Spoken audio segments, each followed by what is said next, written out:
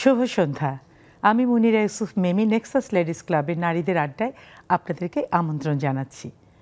আমাদের জীবনে স্মৃতি স্মৃতি আর স্মৃতি, স্মৃতি ছাড়া তো কখনো জীবন হতে পারে না। তবে স্মৃতি কখনো মিষ্টি, কখনো মধুর, কখনো কষ্টের, এর বাইরে আমরা কেউ না। কিন্তু এগুলোকে নিয়ে আমরা এগিয়ে চলি, জীবনের ভারসাম্যটা রক্ষা করি, যে সেই কষ্টের স্মৃতি থেকে কিভাবে আমরা বেরিয়ে আসব, কিভাবে একটা সুন্দর স্মৃতি তৈরি করব, যেই সুন্দর স্মৃতি নিয়ে আমরা সামনে এগিয়ে যাব সুন্দর একটা জীবনের জন্য। আজকে আমাদের স্টুডিওতে মিষ্টি মিষ্টি দুজন অতিথি আছেন, তাদের সাথে পরিচয় করিয়ে দিচ্ছি। আর তো আছেন আমাদের জুমের বন্ধুরা। আর যারা আমাদের এই আড্ডায় যুক্ত হতে চান, শুধুমাত্র নারীরা, তারা টেলিভিশন স্ক্রিনে দেখতে পাবেন আমাদের জুমের আইডি এবং পাসকোড। জলদি আমাদের সাথে যুক্ত হয়ে যান আমাদের আড্ডায়। তো পরিচয় করিয়ে দিচ্ছি। কেমন আছেন আপনারা? সুস্বাগতম। আলহামদুলিল্লাহ ভালো আছি। আলহামদুলিল্লাহ খুব ভালো আছি। আমিও ভালো আছি। আচ্ছা, জেসমিন রোকসানা, উদ্যোক্তা। আর আছেন জুলি শর্মিলি, খুব আনকমন নাম, কেউ হয়তো আপনাকে শর্মিলিও বলে, তাই না? জি জি জি জানি আমি, এটা হয়। সঙ্গীত শিল্পী। জি, ভালো লাগছে আপনাদের দুজনকে পেয়ে? খুব ভালো লাগছে, খুব ভালো লাগছে, আপনাকে পেয়েও আমরা খুব আনন্দিত। আসলে এটা একটা আড্ডা, হ্যাঁ, এই আড্ডাটা আসলে একটা নির্মল আড্ডা। আমার কাছ থেকে হয়তো কিছু পেয়ে যাচ্ছেন, আমি আপনাদের কাছ থেকে অনেক কিছু পেয়ে যাচ্ছি, এবং জুমে যারা আমাদের বন্ধুরা আসে তারা দুর্দান্ত সব কথাবার্তা বলে, আমি প্রতিনিয়ত তাদের কাছ থেকেও শিখি, শেখার তো শেষ নেই। সেই তো আজকের বিষয়টা হচ্ছে জীবনের নানা স্মৃতি। হয়তো একটু আগেও একটা স্মৃতি রেখে আসছেন আপনি, হ্যাঁ, হয়তো আপনিও একটা স্মৃতি রেখে আসছেন। তো সেই স্মৃতি নিয়ে কথা বলার আগে আমরা একটু কাজ নিয়ে কথা বলি। তো জেসমিন আপা, আপনি যে উদ্যোক্তা, কি উদ্যোগ নিয়ে আপনি কাজ করছেন, কিভাবে করছেন, কবে থেকে করছেন, কিভাবে আসলেন, একটু ছোট করে শুনতে চাই। থ্যাংক ইউ আপনাকে, আর এখানে আমন্ত্রিত আমাকে ডাকার জন্য অনেক ধন্যবাদ। আসলে আমার একটা সময় আমরা পিঙ্ক সিটিতে ফার্স্ট দোকান নেই, একটা শপ নেই, তারপর ওই দিয়ে আমার ব্যবসা শুরু। এটা বুটিক্স, আমার শাড়ি, ড্রেস সব কিছু ছিল ওই শপে, মানে মেয়েদের লেডিস আইটেম ছিল। তো তারপর পিঙ্ক সিটি করোনার পরে আমরা দোকানটা ছেড়ে দিতে হলো। তো এখন আমার অনলাইন বেস, আর আমি বিভিন্ন ফেয়ারে অ্যাটেন্ড করি। এই যে 19 তারিখে 20 তারিখে আমার একটা 6 সিজন একটা ফেয়ার আছে, তো আপনাকেও ইয়ে করব, যাবেন এই আর কি। আচ্ছা, ভালো চলছে ব্যবসা আলহামদুলিল্লাহ। আপনার অনেক স্মৃতি বিস্মৃতি আছে, যেমন করোনার সময় আপনাকে বন্ধ করে দিতে হলো। এই করোনার একদম অনেক স্মৃতি আমাদের কিন্তু এখনো ভেতরে রয়ে গেছে অনেক রকমের, এবং করোনা আমাদের অনেক কিছু শিখিয়েছে। আজকে যে আপনি অনলাইনে গেলেন, এটাও করোনাই আমাদের দিয়েছে। অবশ্যই, হ্যাঁ। তো সেই স্মৃতিগুলোতে আসবো, আপনি একটু আরো একটু জমিয়ে রাখেন। তো যাচ্ছি, জুলি শর্মিলি, সঙ্গীত শিল্পী। আপনার সঙ্গীত নিয়ে কিছু বলেন, সঙ্গীত নিয়ে কবে কিভাবে এলেন, আপনি সঙ্গীতের কোন ধারায় আছেন? মানে আমরা তো রবীন্দ্রসঙ্গীত, আধুনিক, নজরুল, ভাওয়াইয়া, নানা রকম, আবার অনেকে সব ধরনের গানও করেন। একটু আপনার সেই জায়গাগুলো একটু জানতে চাই। আমি ছোট সময় একদম যখন আমার 7 বছর বয়স, আমি তখন ছায়ানটে গান শিখি। প্রতিবারে আমি প্রথম হতাম। তা আমি ছায়ানটে এবং সঙ্গীত ভবনে রবি ঠাকুরের গান শিখেছি। পরবর্তীতে আমি নজরুল সঙ্গীত শিখেছি শ্রদ্ধেয়া ফেরদৌস স্যারের কাছে। এরপর আমি ক্লাসিক্যাল শিখেছি, গজল শিখেছি নিয়াজ মোহাম্মদ চৌধুরী, ওনার কাছে 15 বছর একদম অনিয়মিতভাবেও শিখেছি। এছাড়া আমি আন্তর্জাতিকভাবে কিছু কাজ করেছি। আমি সব ধারার গানই গাই, কিন্তু মূলত আমি ইন্টারেস্টেড নজরুল সঙ্গীত এবং আধুনিক গান নিয়ে। আচ্ছা, যেহেতু আপনার বেসিকটা ক্লাসিক্যাল ছিল, এবং ক্লাসিক্যালটা আসলে বেসিকটা থাকলে তখন যে কোনো ধারায় চলে যাওয়া যায়।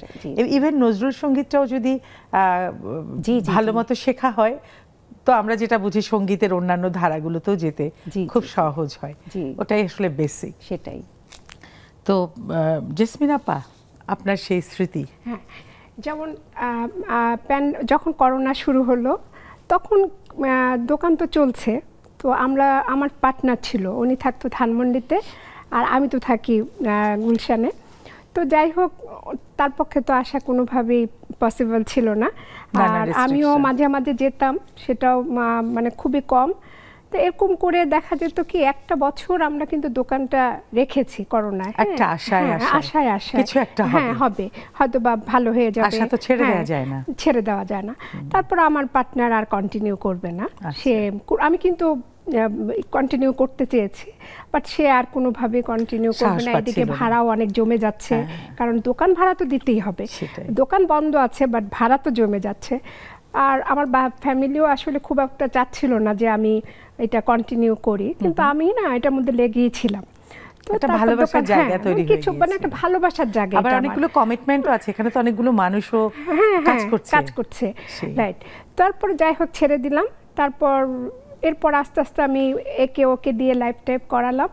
তো এখনো আমি এই মানে ব্যবসা চালাই যাচ্ছি, বাট এখন একটু ভালোর দিকে বলতে হবে, এখন আল্লাহর রহমতে ভালো আছে হচ্ছে এই আর কি।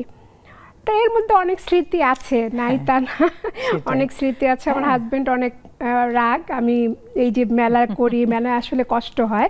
আমি আগে যখন আমার শপ ছিল তখন আমি মেলা করতাম না, তারপর দেখলাম যে না সবাই তো মেলা করে, এখন মেলা করতে যে আমাদের ওখানে একটা ইয়ে হয়ে গেছে, যেমন এই যে এই নেক্সাস এখানে আসার যাকে একসময় মেলা করেছে সিগমা নামে, সিগমা আব্বাস নামে একটা মেয়ে মহিলা আর কি, তার সাথে আমার পরিচয় হয় মেলায়, সেই আমাকে এই আপার ইয়ে দিল, তার রেফারেন্সই কিন্তু আমার এই নেক্সাস চ্যানেলে আসা, জাকি আপুর সাথে পরিচয়। তো এই মেলা করতে গিয়ে অনেক বান্ধবী হয়েছে আর কি, না তাই তো একটা বিশাল একটা ক্ষেত্র তৈরি হওয়া প্ল্যাটফর্ম, এবং চেঞ্জ হচ্ছে সেটাই। বা আপনি হয়তো পিছিয়ে যেতেন, এদেরকে দেখে আপনি আরো উৎসাহ পাচ্ছেন। সিগমা আব্বাসকে দিয়ে আমি আরো একটু উৎসাহ পেলাম, আরো কিছু মেয়েও দিল আমাকে লাইভ করার জন্য, তো ওদেরকে দিয়ে আমি এখন লাইভ টাইপ করাচ্ছি। আমরা একটু জুলির সাথে কথা বলি। স্মৃতি তো শেষ নেই, একটু আগেও যা ঘটে যায় সেটাও এক ধরনের স্মৃতি। তো ছোটবেলার স্মৃতিতে একটু ফিরে যায় আপনার গল্পে। ছোটবেলায় আমার স্মৃতি খুব মধুর, কারণ আমার জন্ম হয়েছে ডক্টর মোহাম্মদ শহীদুল্লাহর বাড়িতে, এবং তার সুপুত্র ডক্টর জাকিউল্লাহ নানা, তাকে আমি আমার নিজের নানাই মনে করতাম, তার পরিবারে আমি বড় হয়েছি। তারপর আমি যখন আমার মাত্র 7 বছর বয়স, আমি সঞ্জিদা খাতুন, ওয়াহিদুল হক স্যার, রেজওয়ানা চৌধুরী বন্যা, সাদি মোহাম্মদ, তাঁদের মতো মানুষের কাছে গান শিখেছি। তারপর শাহনাজ রহমতুল্লাহ ম্যাডাম একবার আমার একটা অনুষ্ঠানে গান শুনে ওনার বাসায় যেতে বলেছিলেন, আমি গিয়েছিলাম, এবং উনি আমাকে 3-4 ঘন্টা গান শুনিয়ে বুঝিয়েছিলেন যে কিভাবে গান প্র্যাকটিস করতে হয়, কিরকম গান শুনতে হয়। এরপর নিয়াজ মোহাম্মদ চৌধুরী, ওনার কাছে 15 বছর তালিম নিয়েছি, সেটা একটা বিরাট অভিজ্ঞতা, বিরাট মানে অনেক অসাধারণ স্মৃতি আছে, খুব দারুণ দারুণ স্মৃতি। ছোটখাটো কিছু ঘটনা বলতে পারেন, যেমন যে গুরু শিষ্যের কিছু ব্যাপার থাকে। আমার একটা ছোট্ট কথা বলি, যেমন আমি আবৃত্তি যখন শিখতাম, আমার যে গুরু ছিলেন আবৃত্তির, আমার যে শিক্ষক ছিলেন, ওনার বাড়িতে কিন্তু একদম ভোরে চলে যেতাম, মানে 6:30-6টার মধ্যে, মানে স্কুল আমার 10টা থেকে, সেই হেঁটে চলে যেতাম। তারপরে উনি আমাদেরকে ছাদে পাঠিয়ে দিতেন যে তোমরা চিৎকার করে আবৃত্তি করতে থাকো, আমি আসছি। তা আমরা চিৎকার করে আবৃত্তি করতাম, নিচ থেকে মানুষ যেত আর ভাবতো পাগল, যাই হোক। এবং ওই শিক্ষকের সাথে গরম ভাত, গরম ঘি দিয়ে আমরা খেতাম, তারপরে আমাদেরকে আবৃত্তিটা শেখাতেন। এই যে শিক্ষকের কিছু ব্যাপার, এই জিনিসগুলো তো আমরা এখন মিস করি, তো সেই জন্য একটু কিছু শুনতে চাচ্ছি। অসাধারণ অসাধারণ। সেটা হচ্ছে ওস্তাদজি আমার ঠিক 5টায় খুব পাংচুয়াল ছিলেন, যার কারণে আমিও খুব পাংচুয়াল।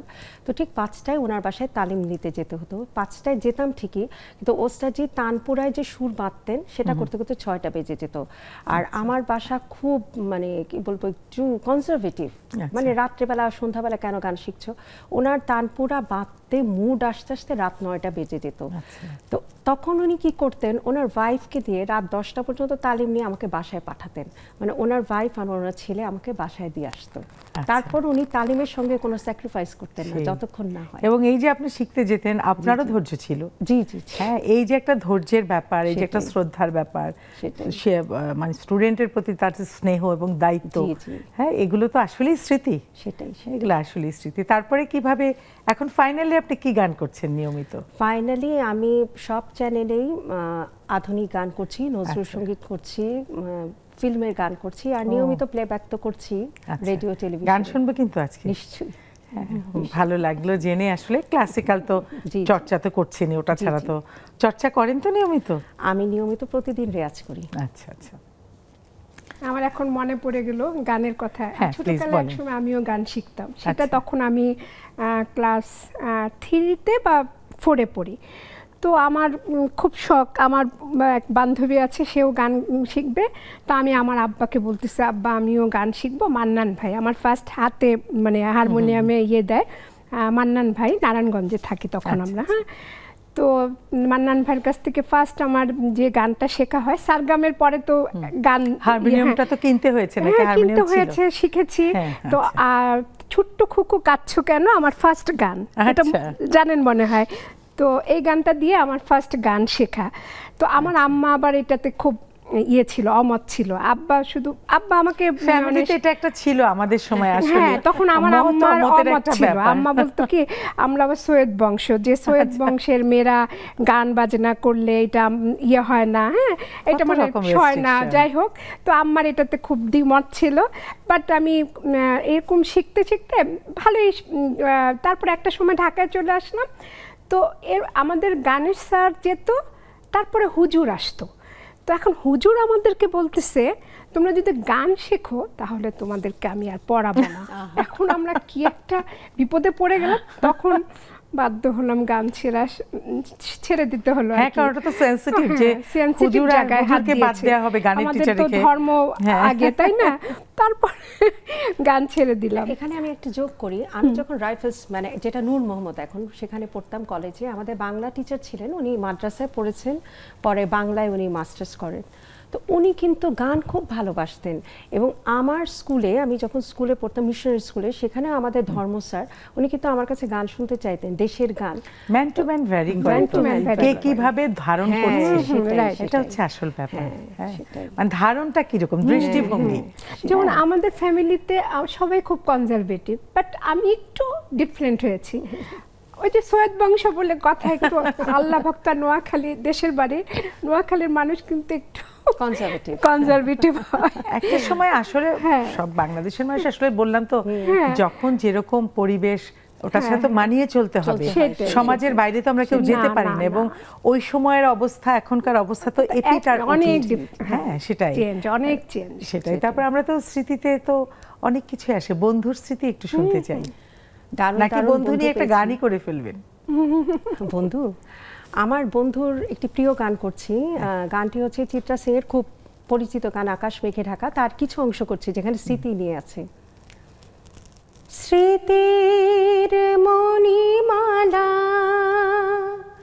সবার চেয়ে দামি,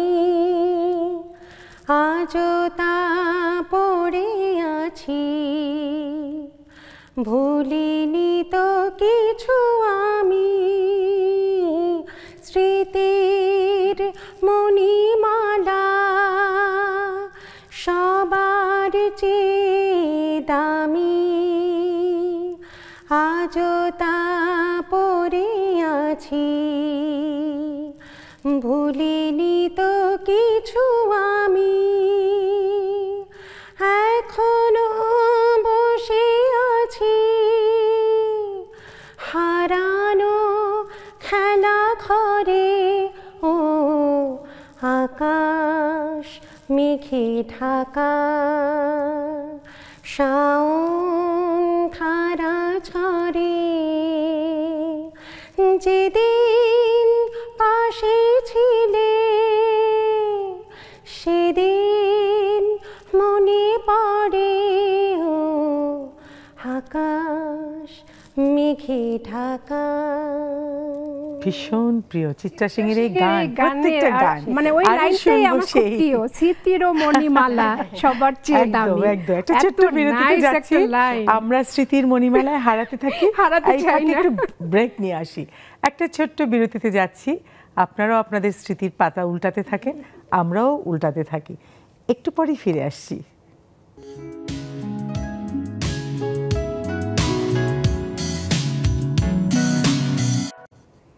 ফিরে এলাম একটা ছোট্ট বিরতির পরে।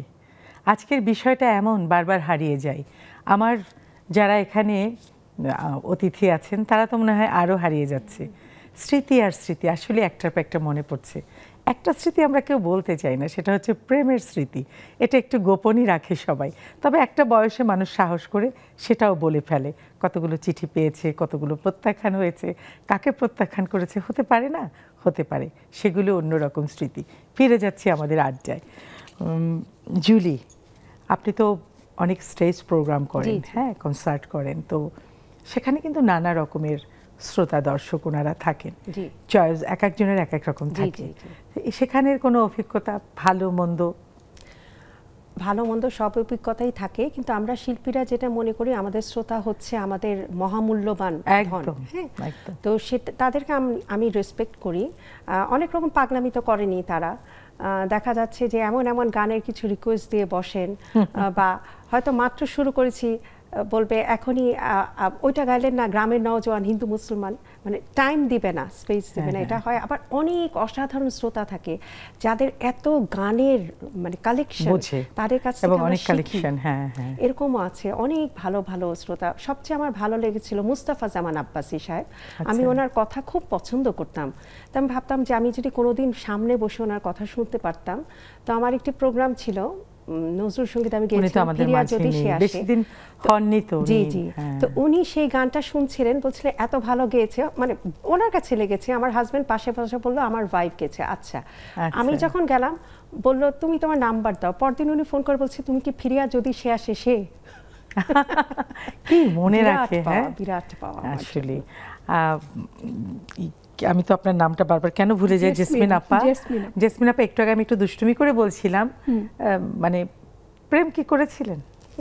করেছি। সেই মানে সেই প্রেমটা কি সাকসেস হয়েছিল? সাকসেস।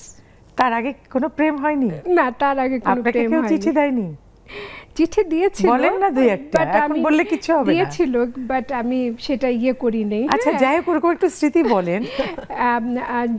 যেমন আমার যখন প্রেম করি তখন আমি আমার সাথে আমার হাজবেন্ডের একটু রাগারাগি চলছিল। তো তখন আমার একটা বান্ধবী ছিল বাবলি নাম, ওর কাছে আমার হাজবেন্ড 8 পৃষ্ঠার একটা চিঠি দিয়েছে যে মানে তখন আমি তার সাথে ব্রেকআপ করে ফেলবো আর কি, এরকম একটা চলছিল। তখন সে আমাকে বারবার শুধু তোমাকে আমি ভিক্ষা চাই, তুমি আমাকে ছেড়ে চলে যেও না। সেই চিঠিটা আমার কাছে এখনো খুব সযত্নে আছে। তো এটা আমার মানে তারপর তো মহান স্মৃতি, হ্যাঁ মহান স্মৃতি, ভীষণ একটা অন্যরকম স্মৃতি। সেই 8 পৃষ্ঠার চিঠি আজও এখন টুকটাক ঝগড়া লাগলে বলেন না যে এত আপত্তি ছিল, এই যে প্রমাণ দলিল আছে, লিখে দিয়েছে তো এই জন্যই যে এটা প্রমাণ, তুমি এখন বেশি বাড়াবাড়ি করো না, তুমি একসময় আমাকে ভিক্ষা চেয়েছো, তোমার কাছে তোমাকে আমি ভিক্ষা চাই, তুমি আমাকে ছেড়ে চলে যেও না। এই আসলে অনেক রকমের অনেক স্মৃতি। তখন সেই আমলের প্রেম কিন্তু খুব ছিল। আমার ফ্যামিলি একদমই এটা মানে ভাইরা একটু ছিল না, এই ব্যাপারে তো কনজারভেটিভ আজীবন। ওরে বাপ, আমাদের সময় খুব হাজারো রাজপুত্র আসুক, প্রেম সুতরাং এটা হবে না, এটা হচ্ছে একটা অলিখিত মানে আইন। ওই সময় প্রেম খুব সুন্দর ছিল, পবিত্র ছিল। এখনকার অবস্থা এখন তো মুখ দিয়ে কথা বলে না, আঙুল দিয়ে কথা বলে, একটা টেক্সট করে লিখে দেয় আমি তোমাকে ভালোবাসি, না মুখ দিয়ে বলে না, চোখ দেখা যায় শুধু এই যে টাইপ। তারপরে আমি জানি প্রেম পবিত্র, প্রেম নিশ্চয়ই বেঁচে আছে, বেঁচে থাকবে, 2-4 জনের মধ্যে থাকলে সেই মানুষ বাঁচবে না। প্রেম তো যেমন জুলির প্রেম নিশ্চয়ই গানের সাথে, আপনার প্রেম এখন আপনার উদ্যোগের সাথে, প্রেম তো অনেক রকম, অনেক রূপে ধরা দেয়। সেটাই। তো জুলির কোনো প্রেমের স্মৃতি আছে নাকি আমরা ওই চ্যাপ্টারটা বাদ দেব? তবে আমার স্বামীর সঙ্গে আমার বিয়ের সময় খুব মজার, আমার বিয়ের আগে আমার মা আমাকে 1 বছর সময় দিয়েছিলেন, বলছেন যে তুমি যদি পছন্দ মতো ছেলে নিয়ে আসো আমি তোমাকে 1 বছর সময় দিলাম, যদি আনতে না পারো তাহলে আমি তোমার বিয়ে দিয়ে দিব। আমি বলছি কথার কথা, না আমি আনিনি, আমার অ্যারেঞ্জ ম্যারেজই। না বললো, তাহলে মা বললো যে আমরাই তাহলে আমাদের পছন্দের বিয়ে আমরা দিয়ে দিব। তা আমি বললাম হিন্দু ছেলে হলে হবে। আমি দুষ্টুমি করে বলেছি, আম্মা বলে কেন হিন্দু ছেলের এই কথা বললে কেন, তোমার কি হিন্দু পছন্দ? আমি না, আমি এমনি বললাম জাস্ট।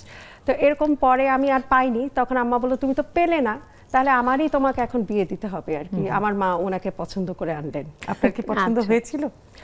আমার প্রথম প্রশ্নই ছিল গান করতে দেবে কিনা। উনি যখন বলেছেন যে গান করা খুব প্লাস পয়েন্ট, আমার তখনই ওনাকে পছন্দ হয়ে গেছে। আসলে এই যে এটা তো আলাদা একটা প্লাস পয়েন্ট একটা মানুষের মধ্যে, মানুষের যারা শিল্পী থাকে তাদের একটা থাকে অনেক রাজপুত্র তারা চায় না, তারা একটা ফ্রিডম চায় তার কাজ করার, সেটা পেলেই তার ভালো লাগে। আলহামদুলিল্লাহ, সেটাই। তা আমরা কি আরেকটা গান শুনবো নাকি? নিশ্চয়ই, গানই হোক। মেহেদী হাসান সাহেবের একটি গান গাইছি, বাংলা গান। হারানো দিনের কথা মনে পড়ে যায়, হারানো দিনের কথা মনে পড়ে যায়, পাই না ভেবে মনে, পাই না ভেবে মনে, কি যে করি হায়, হারানো দিনের কথা মনে পড়ে যায়, মনে পড়ে যায়, হারানো দিনের কথা মনে পড়ে যায়। বাহ, আসলেই ভালো লাগলো গানটা। হারানো দিনের কথা মনে পড়ে যায়। হারানো দিনের কথা কি কি মনে পড়ে আপনার জেসমিন আপা? আমার ছোটকালে আমি যদি আপনার জায়গায় থাকতাম কেউ কথা বলতে পারতো না, বলে আমি শেষ করতে পারতাম না। আমার অনেক স্মৃতি, এগুলো বলতে ভালো লাগে। আর স্কুল ফাঁকি দিতাম, আমার না পড়ালেখায় একটা ফাঁকি দেওয়ার একটা টেন্ডেন্সি ছিল, আমারও ছিল।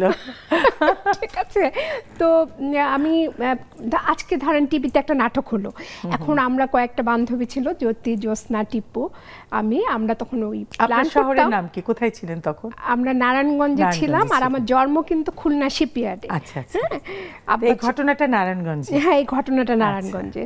তো পুতুল খেলার বয়সটা আমার নারায়ণগঞ্জে কেটেছে, আব্বা ট্রান্সফার হয়ে খুলনা ডকইয়ার্ডে। তার মানে পুতুলেরও বিয়ে দিয়েছে? পুতুলের বিয়ে দিয়েছি।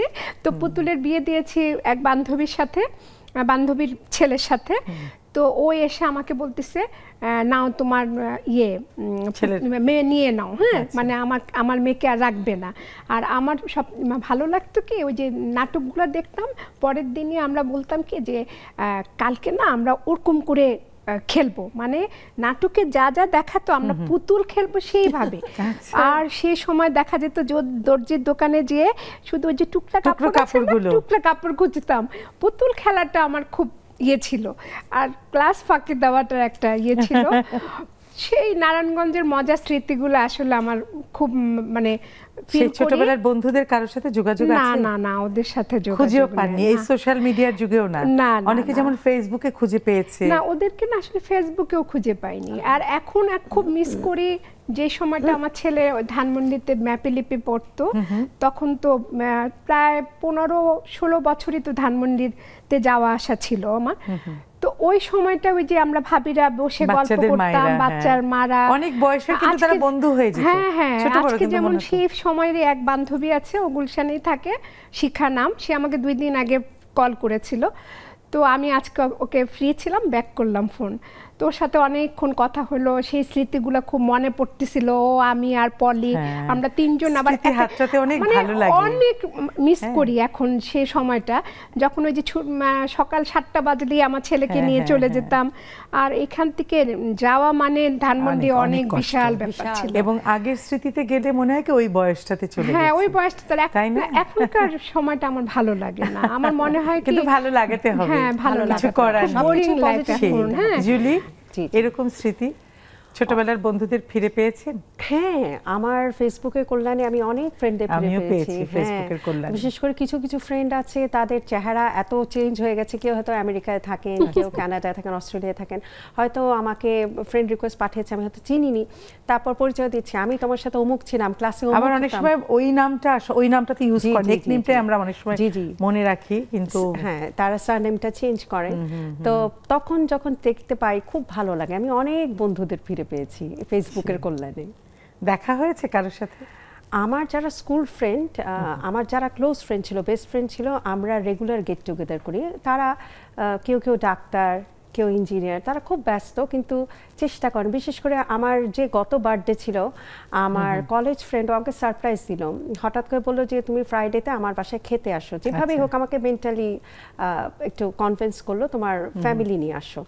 তা আমি ঢুকছি, আমাকে এই তুমি ঢুকো না, তুমি এখানে দাঁড়াও, লিফটে উঠতে দিচ্ছে না। আমি খুবই একটু বিরক্ত হচ্ছে, কি ব্যাপার, ঢুকতে দিচ্ছে না, বাসায় এসে দাঁড় করে রাখছে, ভিতরে ভিতরে একটা কাজ আমাকে করছে যে রেখে সামথিং চলে গেল সে বাইরে। আসলে সে কেক আনতে গেছে। তারপর ঢুকে দেখি সে তার পুরা রুম একেবারে বাচ্চাদের যেরকম গোলাপি বেলুন কেক দিয়ে সাজানো, ডেকোরেশন করে ফেলেছে। আমি ঢুকে কিছুক্ষণ একটু অন্যমনস্ক হয়েছে, কি দেখছি এটা, অনেক মানে খুশিতে কান্না, সারপ্রাইজ। হ্যাঁ মানে সারপ্রাইজ। তারপর দেখি আমার অন্য ফ্রেন্ড এসে নিয়ে এসছে। তো এটা এরকম আমার ফ্রেন্ড আছে, সবাই কিন্তু পারে না এগুলো। না এইভাবে এত সুন্দর করে ঘর, এবং সে একজন ব্যাংকার, এত ব্যস্ত, সে পুরা বৃহস্পতিবার সে মার্কেট করেছে, শপিং করেছে, রান্না করেছে, তার ইচ্ছাটা ছিল মন থেকে করা। বিরাট বিরাট। এরাই হলো বন্ধু, এরাই বন্ধু। তারপরে জেসমিন আপা আর কোন স্মৃতি? আমার এখন হয়েছে কি, আমার আম্মার একটা মানে আমরা একটু বাবা মার কথা শুনি। হ্যাঁ, আমার আম্মার খুব ওসিডি ছিল। আচ্ছা, তো সেই ওসিডিটা আমাদের ভাই বোনদের সবার মধ্যেই পড়ে মানে আসছে। তো আম্মা আবার সব সময় কথায় কথায় বিসমিল্লাহ বলতো আমার আম্মার। তো আমরা যখন খুলনা শিপইয়ার্ডে থাকি, তখন ওই কাজের বুয়া আসার আগে আম্মা কি করতো, ডাইনিং টেবিলের চেয়ারগুলা টেবিলে উঠায় ফেলতো। আচ্ছা, এটা আমার নানি করতেন। তাই না? হ্যাঁ, তো কারণ ঝাড়ু লাগবে। তো আমার ভাই আবার বলতো, আমার আম্মাকে করে যে আম্মা বকা দিবে, মানে ডাইনিং টেবিলে চেয়ার টেবিলে উঠায় ফেলতো, কারণ যে বুয়া ঝাড়ু দিবে। আর সেই ওসিডিটা আমাদের সবার মধ্যেই কম বেশি আছে। আমার বাসায় যদি গেস্ট আসে, ধরেন বাইরের কেউ আসলো, খাওয়ার পরে চামচগুলোকে আমি কিন্তু সিদ্ধ করি, গরম পানি দিয়ে ফুটাই। গিজারে গরম পানি আছে, তারপরও আমার দেখা যাবে কি গরম পানিটা আমার 13 সাল থেকে অ্যাড হয়েছে, আমার সব কিছু ধুইতে হবে গরম পানিতে। ওসিডিটা আমাকে অনেক কষ্ট দেয়, এটা না ছাড়তেও পারেন না, ছাড়তে পারি না। এটা আমার লাইফে একটা বড়, আমি যে ব্যবসাটা করি, এবং সেটার জন্য আপনার আশপাশের মানুষরাও কেউ না কেউ একটু বিরক্ত হয়, সাফারার এবং বিরক্ত হয়। তারা উপকারী হয়, কিন্তু এটা কিন্তু আমাদের সব বোনের মধ্যে কম বেশি আছে। আমরা আবার একটা বিরতিতে যাচ্ছি, আমাদের গল্প হবে, আড্ডা হবে।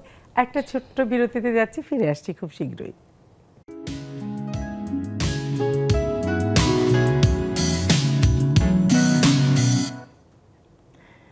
ফিরে এলাম আমাদের এই আড্ডায়। আমাদের জুমের বন্ধুরা কেন যে আসছে না বুঝতে পারছি না। আড্ডাটা আরেকটু জমতো, আপনাদেরকে আমি ভীষণ মিস করছি। নিশ্চয়ই চলে আসবেন খুব তাড়াতাড়ি। আচ্ছা জেসমিন আপা, আপনি বলছিলেন একটু গুনগুন করে নাকি গান করেন, কথা না বলে একটু 2 লাইন গান শুনি। 2 লাইন গান শোনাবো? আমি শিল্পীর পাশে বসে আছি, কোনো সমস্যা নেই, এটা আমাদের ড্রয়িং রুম, আমরা শিল্পীরা গান শুনতে ভালোবাসি। আচ্ছা ঠিক আছে, তাহলে 2 লাইন শোনাচ্ছি। চিত্রা সিংয়েরই একটা গান শোনাচ্ছি। দুটি মনার নেই জোছনা, রাত বলে আমি সাথী হব যে, ফাগুনের রাতে আমি রূপ কথা বয়ে কাছে রব যে। একটা গানে চলে যাই। এত সুর আর এত গান যদি কোনো দিন থেমে যায়, সেই দিন তুমিও তো গো জানি ভুলে যাবে যে আমায়। এত সুর আর এত গান, আমি তো গেছি সেই গান যে গানে দিয়েছিলে প্রাণ। আমি তো গেছি সেই গান যে গানে দিয়েছিলে প্রাণ। অনেক ধন্যবাদ আপা, অনেক ধন্যবাদ। আসলে আমার মনে হয় কোনো স্মৃতিতে হারিয়ে গেছে জেসমিন আপা, সেখান থেকে তার গান ভালো। তো আমরা কি জুলি একটু আপনার গান শুনবো, না কোনো গল্পে হারিয়ে যাব? কোনো গল্প মনে পড়েছে? অনেক গল্প মনে আসছে, একটু গান শুনি তারপর গল্পে যাব। নিশ্চয়ই। প্রতিমা ব্যানার্জির অত্যন্ত মজার একটি খুব প্রিয় গান, ওই স্মৃতি থেকে আসছে। স্মৃতি থেকে খুব একটি মজার গল্প আছে। সেটি হচ্ছে গানটির রচয়িতা পুলক ব্যানার্জি। তো তখন তো আমাদের এরকম মোবাইল ফোন ছিল না। পুলক ব্যানার্জির একজন ভক্ত, নারী ভক্ত ছিলেন, তিনি ফোন করে পুলক ব্যানার্জির সঙ্গে গল্প করতেন। তো এক সময় পুলক ব্যানার্জি বলেন, আমি আপনাকে দেখতে চাই। তিনি বললেন, হ্যাঁ, অ্যাপয়েন্টমেন্ট করো, কবে কখন আমরা কোথায় মিট করব। তো ঠিক হলো, অমুক দিন অমুক জায়গায় তারা মিট করবেন। তো পুলক ব্যানার্জি সাজুগুজু করেছেন উনি তাকে দেখতে যাবেন।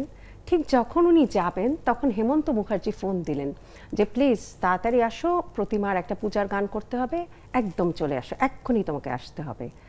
তো সেই মহিলার সঙ্গে ওনার দেখা করার কথা, উনি ভাবতে ভাবতে যাচ্ছেন এবং যে উনি এই গানটা লিখে দিলেন, বড় সাধ জাগে একবার তোমায় দেখি। বলে না গানের পিছনে কোনো না কোনো গল্প থাকে, কবিতার পিছনে কোনো একটা ঘটনা থাকে, এটা ছাড়া হয় না কোনো মানে সৃষ্টি আসলে। হ্যাঁ, তো ওনার কষ্টটাই ওনাকে একটা সুন্দর একটা সৃষ্টি উপহার দিল। মহিলা রাগ করে অভিমান করে আর কোনোদিন ওনাকে ফোন করেননি। কি সুন্দর স্মৃতি। স্মৃতি আসলে, স্মৃতি বড় মধুর, স্মৃতি বড় কষ্টের। বাবা মার গল্পেই ফিরে যায়। জেসমিন আপা, আপনার বাবা মা আছেন? না, আমার বাবা মা নেই। আমার মা মারা গেল জুলাইয়ের 18 তারিখে। আচ্ছা। আম্মা স্ট্রোক করেছিল। আচ্ছা। তো আমার ওই ইয়েটা এখনো পুরাই মনে আছে। আমার আম্মা বড় বোনের বাসায় বেড়াতে যায়, ওখানে আম্মা রাতে, বয়স ছিল তার? আমার 78 এরকম হবে। আচ্ছা। 75 বা 8 এরকম হবে আম্মার বয়স। তো আম্মা আমার বড় বোন ডাক্তার, হ্যাঁ, ওর বাসায় গেল। তারপর আমার না কেন জানি সেদিন রাতে একদমই ঘুম আসতেছিল না। তো ঘুম আসছিল না, তারপর যাই হোক হঠাৎ করে ল্যান্ড ফোনটা বেজে উঠলো রাত্রে, তখন ভোর 5টা। আমি না একবার বাজার সাথে সাথে ফোনটা ধরলাম। তখন আমার বড় বোন বললো, জেসমিন একটু আসতে হবে, আম্মা একটু অসুস্থ হয়ে গেছে, আম্মা স্ট্রোক করছে, এই ধরনের কিছু বলেনি আমাকে। তা আমি আমার হাজব্যান্ড গাড়ি চালায়, তাড়াতাড়ি আমরা ধানমন্ডির থেকে নাখালপাড়া, আমার বড় বোন থাকে, নাখালপাড়ায় আসলাম। আম্মাকে নিয়ে সেই মডার্ন হাসপাতালে ভর্তি করলো। তারপরে ওখান থেকে আম্মাকে আবার বাসায় নিয়ে আসলো। তারপরে 3 মাস আম্মা স্কোয়ারে ছিল, প্রায় 1 মাসের মতো। লাইফ সাপোর্টে ছিল 17 দিন। তখন আম্মার পাশে ওই যে আব্দুল্লাল মামুন, মনে আছে তো, দীপা খন্দকার, ওরা আম্মার পাশের বেডে ছিল ওই সময়টা। স্কোয়ারে আম্মার পাশের বেডে আব্দুল্লাল মামুনও ছিল লাইফ সাপোর্টে। তো আমার আম্মা প্রায় 17 দিন ছিল লাইফ সাপোর্টে। তা আম্মা না এরকম একবার স্ট্রোক করছে, তখন আম্মাকে কেবিন থেকে নিয়ে যাচ্ছি স্কোয়ারে। তখন না আমার ওই থেকে আমার প্যানিক, আমার মানে এই প্রবলেমটা শুরু হয়।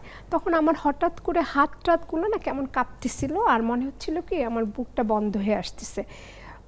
ওই হাসপাতালে আমার এরকম যখন হচ্ছে, তখন আমার ভাই কী করলো, তার ড্রাইভার দিয়ে আমাকে, আমরা তখন ধানমন্ডি 2-এ থাকি, আমাকে তাড়াতাড়ি বাসায় পাঠিয়ে দিল। তারপর আমার হাতে টাতে সরিষার তেল দিয়ে ইয়ে করলো। এরপর আমার কোনো কষ্ট বা কোনো মানুষের জীবনে তো কত কষ্টই থাকে, হঠাৎ করে কোনো কিছু নিয়ে আমি যদি খুব ডিপলি ভাবি, আমার হঠাৎ করে এই প্যানিকটা হয়, মনে হয় কি আমার বুক বন্ধ হয়ে আসে। ওইটা আমার এটা আমার শুরু কিন্তু ওই আম্মা স্ট্রোক করার পরেই আমার ফার্স্ট শুরু হয়। তারপর থেকে প্রায় সময় আমি একটু উত্তেজিত হয়ে কথা বললে দেখা যায় যে হঠাৎ করে আমার হাত পা সব বন্ধ হয়ে আসতেছে।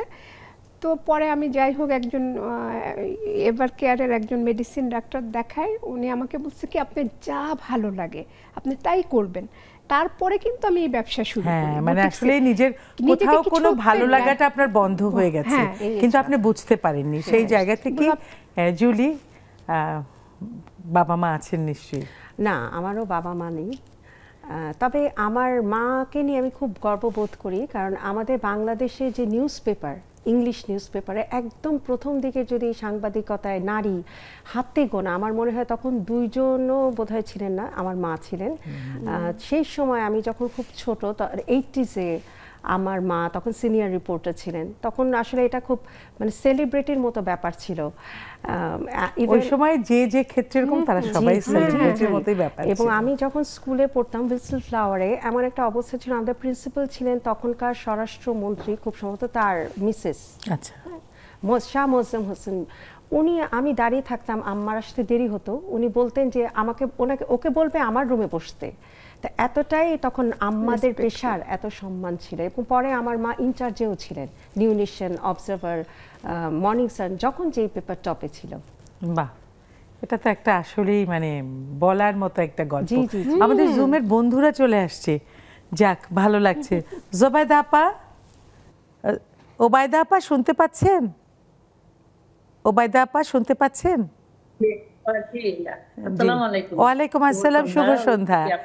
হ্যাঁ, ভালো আছেন? জি ভালো। এত দেরিতে কেন? খুব রাগ করে আছি, অভিমান করে আছি। আপা জি, কি বলবো? আজকে যে মানুষের জীবনের নানান স্মৃতি, এটা নিয়ে একটু বলুন আপনার মতো করে। আচ্ছা জি, মানে আমাদের তো ছোটবেলা মানে কলেজ পর্যন্ত এটা ছোটবেলায় ধরবো। আসলে মায়ের কাছে থাকা, বাড়িতে থাকা, শিশুকালটা তো এমন একটা বিষয় ছিল যে মানে উড়ে উড়ে বেড়ায়, এরকম অবস্থা। কখন কোনটাতে বাধা দিবে, কোনটাতে বাধা নাই, বাধা থাকবে যেগুলো, সেগুলিতে আরো বেশি মনে হয় যে আরো অবাধ্য হয়ে নানা ধরনের চেষ্টা করি কিভাবে এটাকে অ্যাভয়েড করা যায়, কিভাবে মা বাবা যেন না জানে, কি কি বলা যায়, কি কৌশল অবলম্বন করা যায়। তারপরে কলেজ, স্কুল এগুলি একসাথে যাওয়া, পড়াশোনা করা, অনেক কিছু, নদীতে, পুকুরে মাছ ধরা, পুকুরে গোসল করা, গাছে আম পাড়া, গাছ থেকে গাছের আম আবার পুকুরের মধ্যে পড়ে। আমাদের বাড়িতে পুকুর আছে, সেখানে আমগুলা পড়তো। আমরা খুব সুন্দর করে আমের জন্য অপেক্ষা করতাম যে পানিতে কে আগে আমটা উঠাতে পারবে। এইগুলি পুকুরে সবসময় ছোটবেলার অনেক কিছু, যেগুলি এখনো মানে সবকিছু বা বলতে গেলে একদিন পুরো লাগবে। একদম, খুবই মজার ছিল। আপনি অনেক ধন্যবাদ। আপনি আসলেই শৈশবে ফিরিয়ে নিয়ে গেছেন অনেক অনেক স্মৃতি। হ্যাঁ, মিষ্টি আপা কেমন আছেন? মিষ্টি আপা শুনতে পাচ্ছেন? আপু আসসালামু আলাইকুম, শুভ সন্ধ্যা। ওয়ালাইকুম আসসালাম, শুভ সন্ধ্যা। হ্যাঁ আলহামদুলিল্লাহ। বলুন, জীবনের নানা স্মৃতি, কোন স্মৃতি বেশি মনে পড়ছে? সুখ, দুঃখ, আনন্দ, বেদনা, কত কিছু। আচ্ছা, ধন্যবাদ আপু। স্মৃতির কথা যখনই মনে পড়ে সেই ছেলেবেলার কথাই মনে পড়ে। ঢাকা শহরে আমরা বড় হয়েছি, আব্বু গভর্নমেন্ট অফিসে ছিল, দাদা পুলিশ অফিসার ছিল, একান্নবর্তী ফ্যামিলিতে বড় হয়েছি। আমার একটা কাজিন ছিল আঞ্জুম, আমরা যমজের মতো দুই ভাই বোন বড় হয়েছি। সামনে কত বড় মাঠ, আজকাল তো সেই মাঠ দেখাই যায় না। এখন ওই মাঠটা আছে কিন্তু সেটা ছোট হয়ে গেছে। আর আপু ঢাকা শহরে থাকতাম তো ওই লেখা পড়া, প্রাইভেট, গান শেখা, ছবি আঁকা, এসব করে আমার অত সুন্দর ওই খেলাধুলার অত স্মৃতি নেই আপু। তারপরেও ছোট ফুপুরা ছিল, খালারা আসতো, আনন্দের স্মৃতি। তো আমি এই নিয়ে দুটো লাইন গান শোনাবো আপনাকে, বলবো আপু? অবশ্যই। আমি মেলা থেকে তাল পাতারে বাঁশি কিনে এনেছি, বাঁশি তো আগের মতো বাজে না, মন আমার তেমন কেন সাজে না। তবে কি ছেলেবেলা অনেক দূরে ফেলে এসেছি, আমি মেলা থেকে তাল পাতারে বাঁশি কিনে এনেছি। দারুণ অনেক ধন্যবাদ। আসলে আমাদের মেলার অনেক স্মৃতি আছে, তাই তো, অনেক অনেক স্মৃতি। নার্গিস আপা কেমন আছেন? আসসালামু আলাইকুম। ওয়ালাইকুম আসসালাম ওয়া রাহমাতুল্লাহি ওয়া বারাকাতুহু। আসসালামু আলাইকুম। আমি দেখলাম অনেক ভালো আছি। ভালো থাকলেই ভালো। আপনিও দেখলাম ঠোঁট মিলাচ্ছিলেন মিষ্টি আপার সাথে। আপনিও বোধহয় শৈশবে হারিয়ে গেছেন। আপনার স্মৃতিও কি শৈশব নিয়ে হবে, নাকি আপনার বিয়ের কোনো স্মৃতি বলবেন? কোন স্মৃতিতে যাবেন? এটা বলি, এই গানটা নিয়েই বলি। আমার মেজাপা অনেক গান করতো, তার বাসায় তো উস্তাদ যে আসতেন, এসে মেজাপাকে গান শিখাতেন। তা মেজাপা যে কোনো গান একবার যদি কোথাও থেকে শুনে তো শিখে গেছে, তো তার নিজে নিজে হারমোনিয়াম তুলতে পারতো। এখন আমাকে আবার আলাল জিব্বা ছোট বলে ওস্তাদ জীবনকে দেখি তো আলাল জিব্বা দেখি, তারপরে কেমন গান শিখাবে।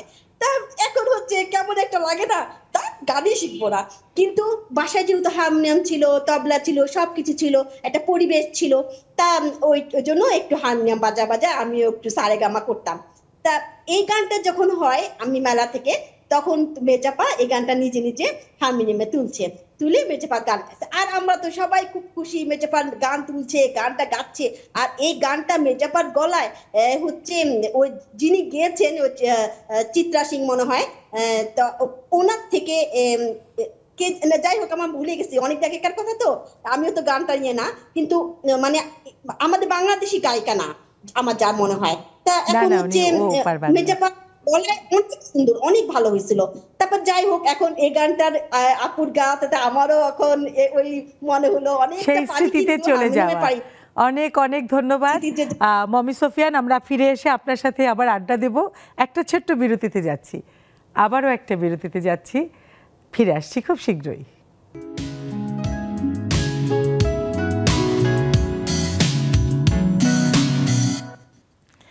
স্মৃতি বড়ই মধুর, স্মৃতি বড়ই কষ্টের।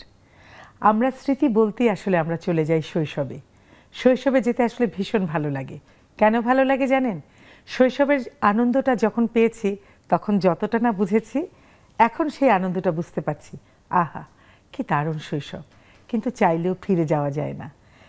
হুমায়ুন আহমেদের নাটকের একটা সংলাপ ছিল, জীবনটা যদি গ্রামোফোন রেকর্ডের মতো হতো তাহলে আবার ঘুরিয়ে শুরু থেকে শুরু করা যেত। সেটা তো আর সম্ভব নয়।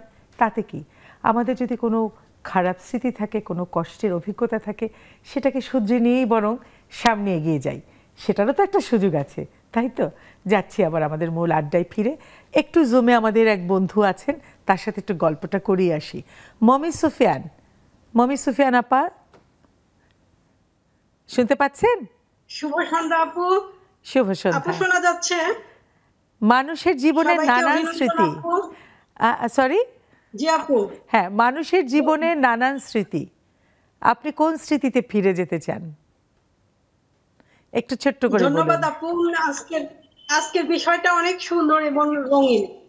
আর মানুষের জীবনে তো স্মৃতি থাকবে, স্মৃতি ছাড়া মানুষ তো বাঁচতেই পারবে না। আর স্মৃতি তো প্রত্যেক দিনই তৈরি হচ্ছে। এখন পার্সোনাল স্মৃতি বলতে যেটা আমি বুঝি আপু, স্কুল জীবনের স্মৃতিটা আমার কাছে খুব রঙিন মনে হয়। কারণ মানুষের জীবনের আমার মনে হয় খুব শ্রেষ্ঠ সময়, রঙিন সময়, সেটা হচ্ছে স্কুল আর কলেজ জীবনের স্মৃতি। অনেক রঙিন, বিভিন্নভাবে আড্ডা দেওয়া, তারপর বন্ধু বান্ধবের সাথে হই হই করা, সবকিছু মিলে একটা রঙিন স্মৃতি। আর এখন মধ্যবয়সে আমার কাছে মনে হয় এই যে নেক্সাস লেডিস ক্লাবের জুম আড্ডায় অনেক স্মৃতি আপু। প্রায় 3 বছর ধরে আমাদের চলছে গ্রুপটা, নানানভাবে আমরা নানান অনুষ্ঠানে যোগ দিচ্ছি এবং অনেক বন্ধু বান্ধব তৈরি হচ্ছে। তারপরে যে আপনাদের সাথে গল্প করছি, প্রত্যেকদিন ছবি উঠাচ্ছি, স্মৃতি হিসাবে রাখছি, এবং অনেক একটা আনন্দদায়ক আমি মনে করি। অনেক ধন্যবাদ নেক্সাস টেলিভিশনকে, অনেক ধন্যবাদ। সঙ্গে যে আপনারা সবাই আছেন, অনেক মিস করি নেক্সাস টেলিভিশনকে। আমরাও ধন্যবাদ দেই, আপনাদেরকে পাচ্ছি। গোসল করে এই মাত্র বসে পড়লাম যে মিমি আপুর সাথে একটু কথা বলবো। ধন্যবাদ আপু। ধন্যবাদ, আপনি খুব সুন্দর করে বলেছেন। ভালো থাকবেন, অনেক ভালো। এই স্মৃতিগুলোই আঁকড়ে সামনের দিকে জীবন তো চলবে, জীবন থেমে থাকবে না। জেসমিন আপা, একটু ছোট করে কিছু বলুন। আমাদের একেবারেই যাওয়ার সময় হয়ে গেছে। আপনি আপনার মতো করে, আপনার কাজ, আপনার স্মৃতির তো শেষ নেই, তাই না? এই শৈশব থেকে এই এখন আমার বয়স 56 চলছে, তো এই জীবনে তো কত স্মৃতি আছে।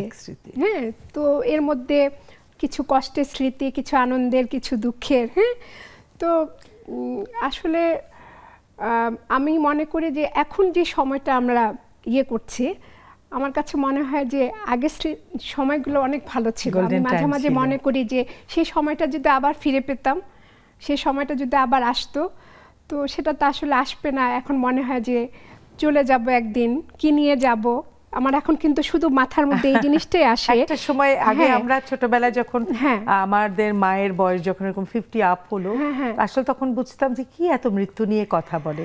আসলে মানুষের বয়সের সাথে সাথে চিন্তা ভাবনারও একটা পরিবর্তন, এবং এটাই স্বাভাবিক, এটাই হওয়া উচিত। হ্যাঁ, এখন মনে হয় যে কি নিয়ে যাব, আল্লাহর কাছে যাব, মানে আমি তো সেইভাবে কি আমি প্রস্তুত হয়েছি? এখন আসলে কি আমি আবার খুব ইমোশনাল একটা মানুষ। আমি কিন্তু স্মৃতি এখন হয়তো ওইভাবে বলতে পারিনি, কিন্তু আমি জানেন ধানমন্ডি গেলে, ধানমন্ডি 2 নম্বরের রোডে গেলে আমার আম্মার কথা খুব মনে পড়ে। কারণ আম্মা আমার ওই বাসায় ছিল। ওই রোডটাতে গেলেই আমি অন্যরকম হারায় যাই সেই সময়। মানে এখন ওইভাবে বলতে পারছি না, বাট আমি খুব ইমোশনাল একটা মানুষ। ছেলে ও বাইরে পড়েছে, আবার আছে, এই যে প্রথম সন্তান, মা হওয়া, সন্তানের সাথে আপনার স্মৃতিগুলো স্মৃতি যে আমার ছেলে হয়েছে 21শে ডিসেম্বর। তো আমার পেন উঠেছিল 10টায়। হ্যাঁ, আমাকে সেই সময় ডাক্তার, আমি কিন্তু ওনাকে বলেছিলাম সিজার করবেন। উনি কেন আমাকে এত কষ্ট দিল আমি এখনো ইয়াসমিন রহমানকে বকি। উনি মেট্রোপলিটনের ডাক্তার ছিলেন, গাইনির। তো আমার বোনের ছিলাম উল্টোটা, তাই পেইন সহ্য করব, আমার সিজার করতে পারবো না। আমি তাকে বরাবরই বলেছি আমার সিজার করবেন, কিন্তু সে আমাকে রাত্রে 3টায় অপারেশন থিয়েটারে নেয়। এবং ওই সময় আমাকে যখন অপারেশন থিয়েটারে নেয়, আমার বোন ডক্টর তো সে ছিল অপারেশন থিয়েটারে, তখন অ্যানেস্থেশিয়ার লোককে, তখন তো ফুল অ্যানেস্থেশিয়া করতো, তখন সে অ্যানেস্থেশিয়ার লোক যখন আমার অ্যানেস্থেশিয়া করে, তখন সে ডাক্তারকে একটু বকছিল, আমার মনে পড়ে এখনো সে ওই কথাটা মনে পড়ে যে এত রাত্রে সবার ডিস্টার্ব না, এত রাত্রে, কিন্তু সে আমাকে সিজার করে ফেলতে পারতো সকাল 11টায় আমি যখন ভর্তি হয়েছি। এই স্মৃতিটা আমার প্রায় মনে পড়ে। আর আমি বকা দিই, সন্তানের মুখ দেখার পর সব কষ্ট দূরে চলে গেল। আমার ছেলে 9.5 পাউন্ড হয়েছিল। জুলিয়াপা, আপনার কি গান গাবেন না একটু কথা বলবেন? আপনারা তো একটু কথাই শুনি। স্মৃতি, আমরা যারা শিল্পী তারা সব কিছু কিন্তু পজিটিভলি নেই। হ্যাঁ, তারা প্রত্যেকটা জিনিস থেকে আমরা শিখি, দুঃখের স্মৃতি কি সুখের স্মৃতি। প্রত্যেকটা স্মৃতি আমাদেরকে সামনের দিকে এগিয়ে চলতে সাহায্য করে। জীবনে অনেক আমরা ভুল করি, সেটা থেকে আমরা শিক্ষা নিই। এবং আমি যদি পজিটিভলি না ভাবি, তাহলে আমি আমার শ্রোতাদের বা আমাকে তো সমাজের মানুষ দেখেন 10 জন, তা আমি যদি মেন্টালি স্ট্রং না থাকি, আমি যদি পজিটিভলি সব কিছু না নিই, তাহলে কিন্তু মানুষ আমার থেকে শিখবে না। এটা আমাদের দায়িত্ব। সেজন্য আমি সব কিছুই পজিটিভ, আমার জীবনের যত দুঃখ বেদনা সব কিছুই আমি কিন্তু পজিটিভলি নিয়েছি। সব স্মৃতি আমাকে আনন্দ দেয়। খুব ভালো লাগলো শুনে। আজকে কিন্তু আমরা বাড়িতে যাব, আপনার গান শুনতে শুনতে বিদায় নেব। একটা গান আপনি রেডি করে রাখেন, আমি দর্শকদের কাছ থেকে বিদায় নিয়ে আসছি। জুমে যারা আছেন আপনাদেরকে অনেক অনেক ধন্যবাদ। আবার দেখা হবে, ভালো থাকবেন। জেসমিন আপা, আপনারা সবাই ভালো থাকবেন। ভীষণ ভালো লাগলো, মজার মজার স্মৃতির গল্প হলো, আরো গল্প হবে, গল্প তো শেষ হয় না কখনো। ইনশাআল্লাহ, অনেক গল্প হলো, অনেক স্মৃতির কথা আমাদের জানলেন, শুনলেন। আপনাদেরও এই মুহূর্তে মনে হয় হারিয়ে গেলেন, নস্টালজিয়া হয়ে গেলেন, অনেকেই অনেক জায়গায় হারিয়ে গেছেন। এটাই স্বাভাবিক, স্মৃতি নিয়েই মানুষ বাঁচে, নইলে তো বাঁচে না মানুষ। আবারও দেখা হবে, ভালো থাকবেন, সুস্থ থাকবেন নেক্সাস টেলিভিশনের লেডিস ক্লাবের এই আড্ডায়। আর আমরা এবার জুলির গান শুনতে শুনতে বাড়ি চলে যাব, আপনারাও শুনুন। শ্রদ্ধেয় লাকি ভাইয়ের গান গাচ্ছি, কারণ আমি লাকি ভাইয়ের সঙ্গে অনেক কাজ করেছি এবং তার কাছ থেকে কিছু টিপসও পেয়েছি, গাইছি। কবিতা পড়ার প্রহর এসেছে রাতের নির্জনে, কবিতা পড়ার প্রহর এসেছে রাতের নির্জনে, জোনাকের আলো নিভে আর জলে শালমহুয়ার বনে, জোনাকের আলো নিভে আর জলে শালমহুয়ার বনে, কবিতা পড়ার প্রহর এসেছে রাতের নির্জনে, কবিতার সাথে চৈত্রের রাতে কেটেছি সময় হাত রেখে হাতে, কবিতার সাথে চৈত্রের রাতে কেটেছি সময় হাত রেখে হাতে, সেই কথা ভেবে পিছু যাওয়া মন স্মৃতির নকশা বনে, জোনাকের আলো নিভে আর জলে শালমহুয়ার বনে, কবিতা পড়ার প্রহর রাতের নির্জন